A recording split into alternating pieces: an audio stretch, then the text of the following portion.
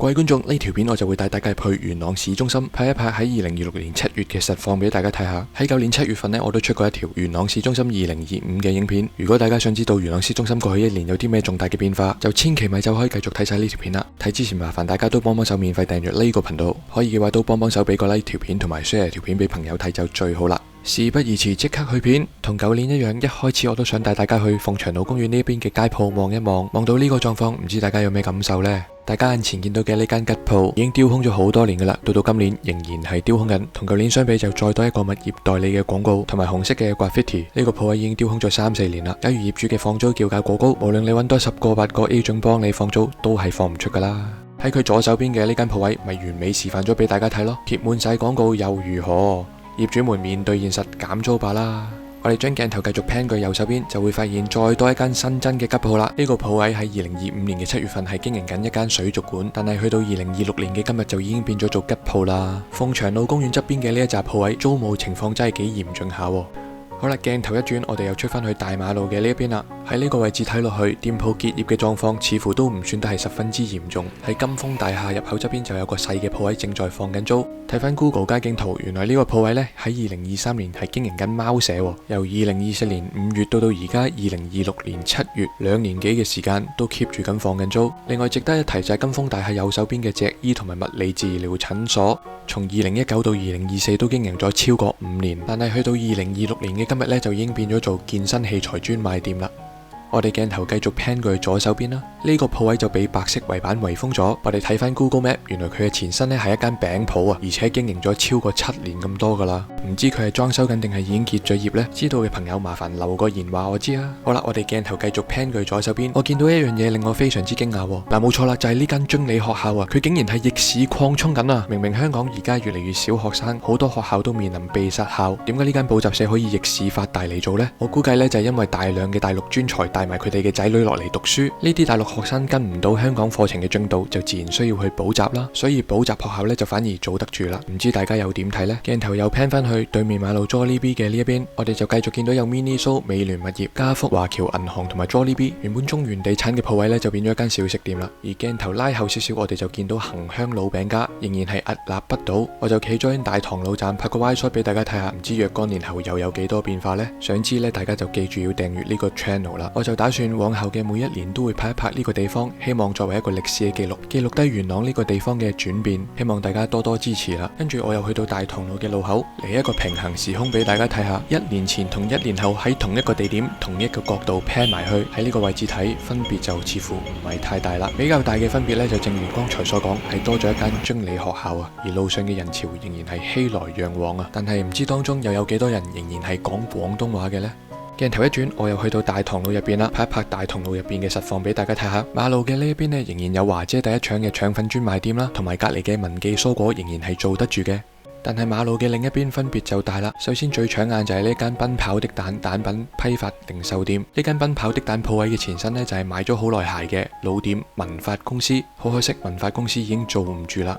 而隔籬嘅人民幣手換店呢，亦都消失咗，鋪位就變咗賣一啲平價首飾手袋。而絕美嘅屹立不倒對我嚟講依然係一個謎團啊！呢啲零食我自己個人就麻麻地啦，唔知大家又中唔中意食啦？留個言話我知啊！鏡頭繼續 pan 落去，我哋仍然見到吉野家、榴蓮 B 哥、名城香港藥房、好到底麵家同埋原生堂嘅，同舊年係一模一樣冇分別嘅。咁我哋而家呢，就入埋去浮財街睇埋其他嘅店鋪啦。呢條街最大嘅變化呢，就莫過於喺759隔離，舊年仍然係一間賣家庭小電器嘅 Easy Living，今年已經變咗一間賣平價衫嘅 Outlet 68啦，似乎又係一個香港消費降級嘅證據啦。我哋繼續向前行多幾步，就會見到新利百貨嘅側邊有一間叫做家上好嘅店鋪。呢間店鋪嘅前身呢，就係喺2024年11月全線結業嘅華潤堂啊。喺舊年7月我拍呢個位置嘅時候呢，呢個鋪位當其時似乎係短租俾一啲賣水果蔬菜嘅攤檔，當其時係招牌都冇噶。去到1年後嘅今日，呢間鋪仍然係賣緊蔬果，但係就已經有佢嘅招牌咯。係咪代表呢個鋪位已經被家上好長租咗呢？從2年前華潤堂賣緊一啲中高價嘅保健食品，到今時今日呢，呢個鋪就賣緊一啲低價嘅蔬果，再一次證明俾大家睇，香港係有消費降級嘅情況啦。唔相信唔緊要，大家睇下呢一間鋪頭賣緊啲乜嘢？一件衫賣緊10蚊20蚊，我印象中20年前街鋪賣衫都冇可能賣到咁平啊！街鋪賣嘅貨品賣到咁平，請問鋪租又可以租得幾貴呢？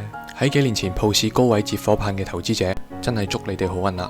好啦，我哋繼續向住有新街嘅方向行，睇埋秀才街前面嘅情況啦。唔知大家有冇留意到香港有一個最新嘅情況，就係各行各業嘅街鋪執笠做唔住之後，取而代之往往都係一啲賣平價蔬果嘅店鋪。啱啱經過嘅呢兩間鋪呢，都係賣蔬菜同埋水果嘅，係咪某程度上都代表咗香港嘅整體經濟狀況持續下滑？越嚟越多人都放棄咗出街食飯，大家都為咗慳多啲錢，盡可能都自己買餸煮飯，慳得幾多得幾多。所以越嚟越多做生意嘅人都係傾向開一啲賣蔬果嘅店鋪呢。假如呢個蔬果店遍地開花嘅情況真係代表咗香港嘅經濟下滑，有興趣喺香港買樓自住嘅朋友真係要諗清諗錯啦。除非自己份工或者收入係穩如泰山，否則嘅話買樓真係搏唔過㗎。說時遲那時快，我哋又去到有新街啦。請大家留意下中國人壽海外嘅呢個鋪位，佢喺2023年之前都係做緊一啲快遞收貨點，空置咗放咗租2年之後就變成中國人壽海外嘅鋪位啦。近呢1-2年呢，似乎都有個趨勢，就係一啲吉鋪吉咗好耐之後呢，最終進駐嘅都會係一啲中資嘅商戶或者機構。繼續咁樣發展落去嘅話，相信香港不久嘅將來，香港街頭嘅面貌應該同大陸嘅城市冇乜分別㗎啦。到時仲可唔可以吸引到世界各地或者係大陸嘅遊客過嚟香港玩呢？我就覺得唔係太樂觀啦。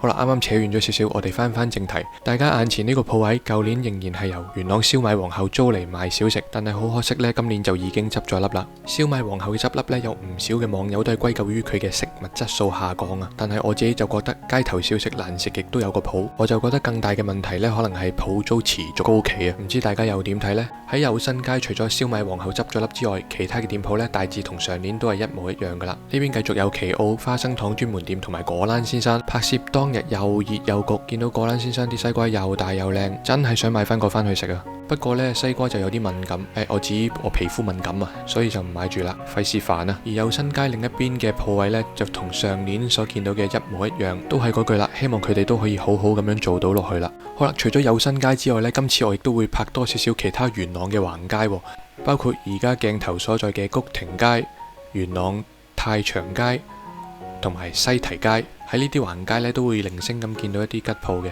然後我哋再去到安寧路睇睇，一個幾秒鐘鏡頭 cover 到嘅位置呢，大家都見到有3間嘅吉鋪啦，包括黃色鐵閘嘅呢一間，同埋對面馬路嘅呢2間。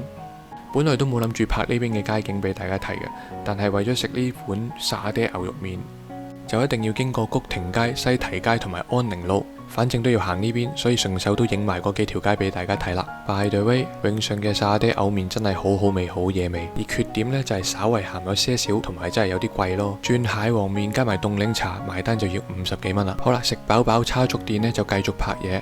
而家鏡頭所影到就係安寧路嘅實況啊。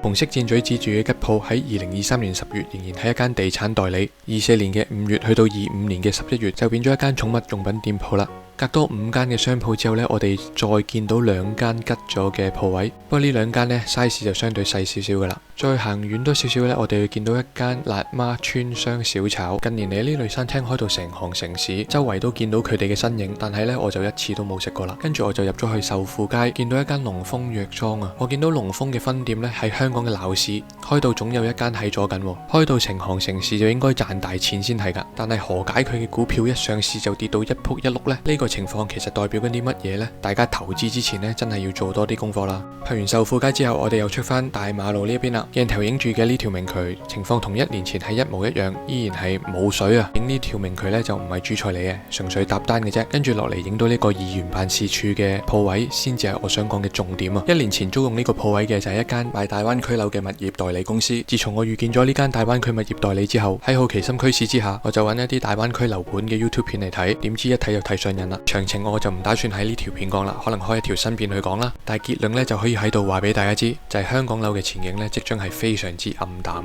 好啦，我哋繼續向住元朗廣場方向行前少少，喺我哋嘅右手邊呢，同樣地見到傑成標行仍然係屹立不倒，隔離嗰間乜叉橫丁就繼續做得住，再隔離嗰間細鋪呢，就已經係吉鋪招租緊啦。我哋又睇下 Google 街景圖啊，2023年3月就係一間清緊貨嘅時裝店，去到10月已經執咗笠，冇咗個招牌。2024年5月已經變咗吉鋪招租，而舊年嘅11月呢，就仲係一個吉鋪招租嘅狀態之下賣緊時裝啊。睇完呢間吉鋪前世今生之後，我哋又望下對面馬路啦，對面就有廉政公署啦、海輝電器、爭鮮、銀河牛腩牛雜麵、OK 便利店等等。而激陽路呢邊呢，就一間吉鋪都冇，而最勁嗰間呢，就肯定係做咗幾十年都屹立不倒嘅喜利唱片啦。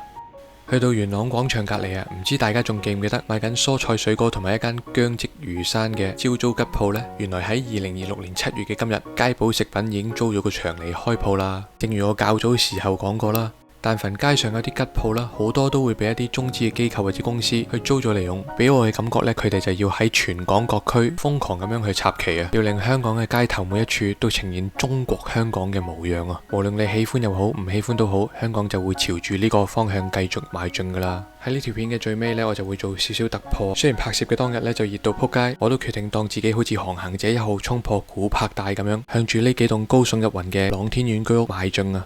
喺烈日當空嘅情況之下，要衝過呢一片嘅地帶，實在係非常之唔容易啊！過咗條馬路，然後再行多2步呢，就開始見到御豪山莊啦。去到呢個位置已經係水邊圍輕鐵站，向前再行多850米左右呢，就會去到朗天苑附近新起嘅天橋噶啦。途中呢，我哋就會經過朗庭園同埋御豪山莊。響朗庭園隔籬望向朗天苑呢，已經係近在咫尺啦。最後我哋過多一條馬路呢，就會去到朗天苑隔籬新起嘅一條天橋噶啦。冇錯啦，就係呢條天橋啦。好啦，拍完呢條天橋全景呢，就行上去，行過去對面啦。工程嘅圍板呢都仲未拆晒，不過唔使擔心，係行到過去嘅，而且仲有 lift 搭添。不過我就冇等 lift 啦，直接就行咗上去。區個幾十級樓梯又唔會太辛苦嘅。